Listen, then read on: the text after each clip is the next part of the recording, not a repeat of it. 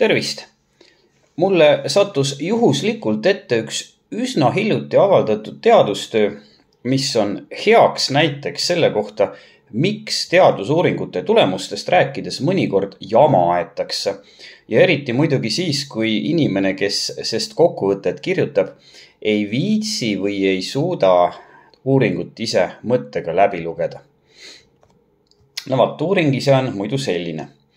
58 eakal ja üldiselt tervel katsealusel, kelle keskmiseks vanuseks oli 66 eluaastat, paluti 6 nädala jooksul teha kas jõuharjutusi kummilindiga, jõuharjutusi hantlitega või siis jõuharjutusi üldse mitte teha.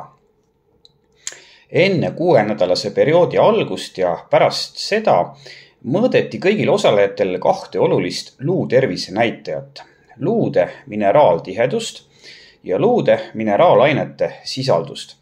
Lisaks tehti neile luu hõrenemise diagnoosimiseks kasutatavat luu densitomeetriat, ehk siis kasutati spetsiaalset röntgenkiirgusel põhinevat aparaati, mille abil selgitatakse välja luu tervise kvaliteet. Ja mis veel parem? Tähelepanu pöörati ka uuritute toitumisele ja tehti kindlaks, et nende igapäevases menüüs on piisavalt luu tervise tagamiseks vajalikke makro- ja mikrotoitaineid. So far so good, nagu öeldakse.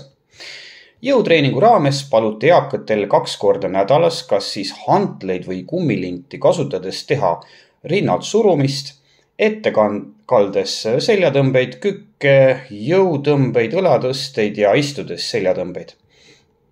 Puhkeaega seeriate vahel vähendati ja raskuseid tõsteti, kuni katsealused sooritasid kõiki harjutusi 15 kordust ja 3 seeriat igas treeningus.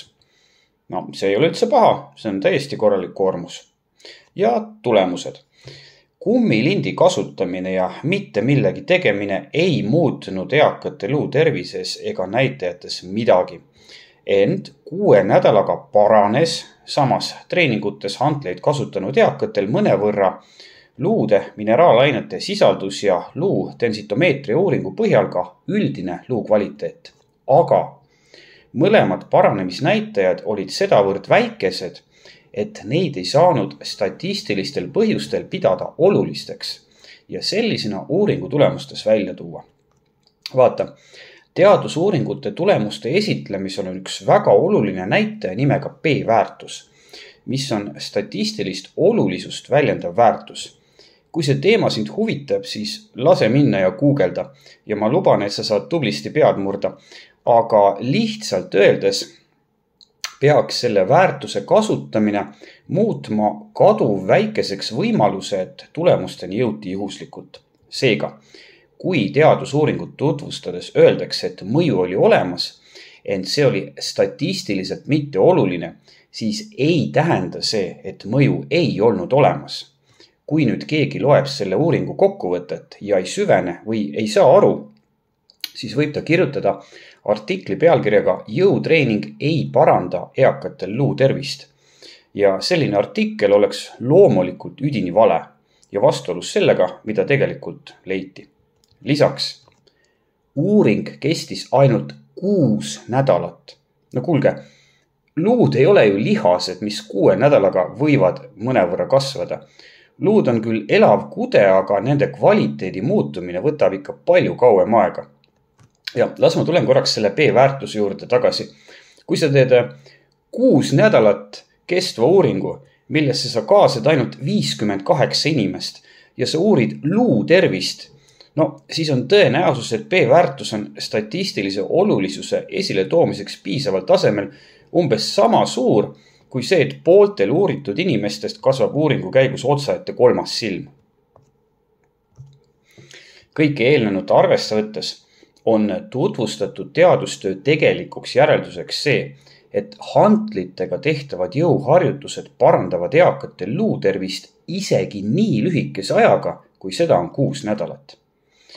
Iseenesest ei ole see, et lihastreening parandab nii eakatel inimestel kui ka tegelikult igas vanuses inimestel luu tervist mitte mingi uudis. Ja seda on leitud väga paljudes väga hea kvaliteediga teadustöödes. Ja on väga oluline teada, et lihastreeningu raskustega annab luutervise osas hea tulemuse nii tervetel inimestel kui ka ja veel parema tulemuse kusjuures neil, kes juba põevad mõnda luuhaigust, näiteks osteoporoosi või osteopeeniat. Lisaks 2023. aasta detsembris ehk siis nädala või 2 jagu päevi tagasi avalikuks tehtud teadustöö, mille raames vaadeldi, kuidas mõjutab jõutreening juba eelpool jutuks olnud luude mineraaltihedust. Ja sellesse teadustöösse kaasati kõik varasemad antud vallas läbiviidud uuringud, kus treening kestis vähemalt 6 kuud. Mitte nädalat, vaid kuud, mis on luutervise muutumisest rääkides minu arvates lühim adekvaatne aeg. Ja nagu arvata võib, selgus, et jõutreeningu positiivne mõju luude mineraaltihedusele on üheselt positiivne ja ületab statistilise olulisuse piiri.